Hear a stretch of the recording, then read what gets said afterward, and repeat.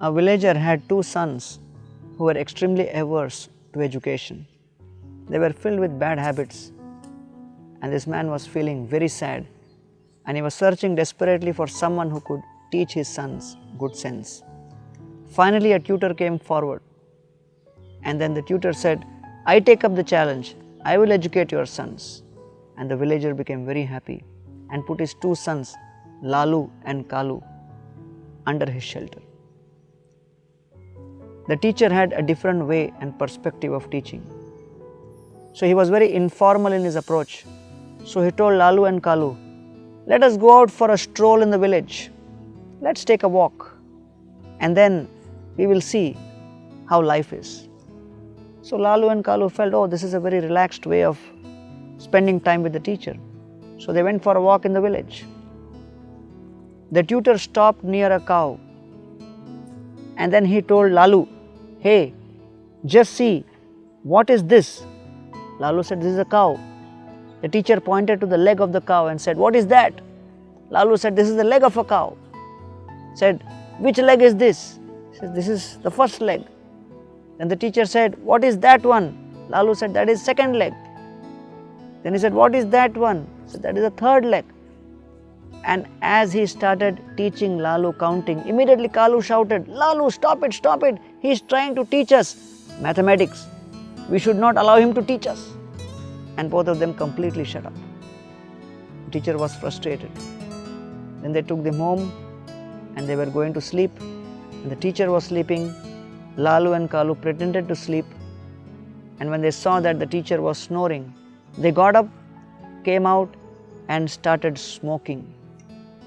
And as they were smoking to their heart's content, they realized, we must go back to sleep before the teacher gets up. So they went back to sleep.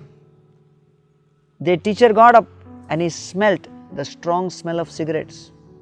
And immediately he woke up Lalu and Kalu and said, "I'm going to punish you because you have smoked cigarettes." And Lalu and Kalu said, "No, we never smoked any cigarettes, but I can smell it." The teacher said. Lalu and Kalu said, "Maybe when we were sleeping, someone came, picked up our fingers, thrust the cigarette in those fingers, and then used our fingers to smoke themselves. And then he left. So therefore, our fingers still have that smell, and there may be smell in this room. It's not that we are doing it, we are still asleep, we are not at fault." The nature of the conditioned soul is, he is always defensive. He is never willing to accept his own fault. We never want to learn from the right teachers. We do not want to mend our ways. So these are the two greatest challenges in our life transformation. We do not want to learn and we do not want to change. And therefore Krishna says in Gita, "Agyascha ashraddadhanascha samshayatma vinashyati nayam lokosti na paro na sukham samshayatmanah." If one is ignorant, one is faithless, and one is doubtful, he will ultimately be bewildered and lost in the journey of life.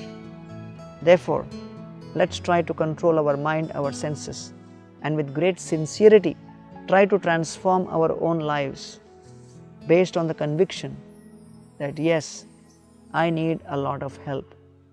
I need to learn and I need to change.